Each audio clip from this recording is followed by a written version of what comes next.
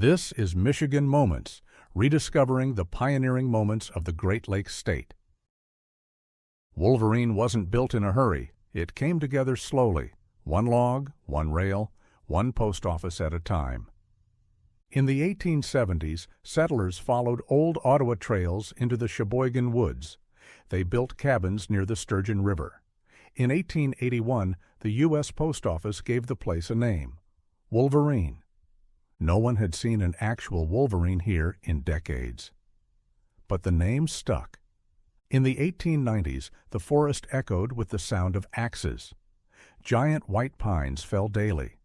By 1900, Wolverine was a lumber town. The railroad hauled out logs by the carload and hauled in everything else.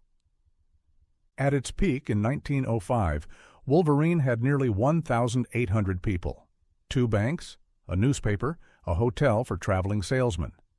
Main Street was dirt, lined with boardwalks and horse hitches. And working quietly through it all was Dr. Marion Goddard, one of the first female doctors in northern Michigan. She made house calls by horse and buggy and charged $1, medicine included. But the lumber didn't last. By the 1910s, the forests were cut over. Fires swept across the hills. The mills slowed. Many packed up and left. But Wolverine didn't disappear. The Sturgeon River still flowed fast and cold. In the 1930s, the state built a fish hatchery on the site of an old mill. 90 men worked there, raising trout instead of felling trees. The hatchery helped restock rivers across Michigan and gave locals steady jobs during the worst years of the Depression. The town shifted again, from logs to lines. Tourists came by rail at first. Hay fever sufferers from Detroit and Chicago arrived looking for pine air and clean water. US 27 was paved. Now Wolverine was on the highway to Mackinac.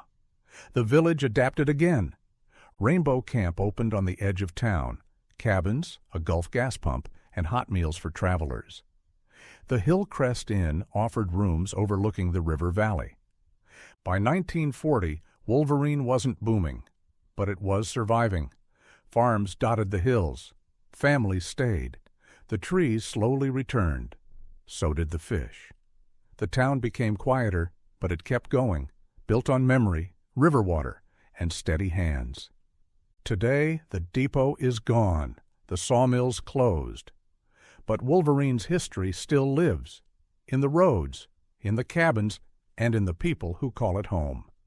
Thanks for watching. Please follow us for future episodes. This has been Michigan Moments, offering bite-sized morsels of Michigan history.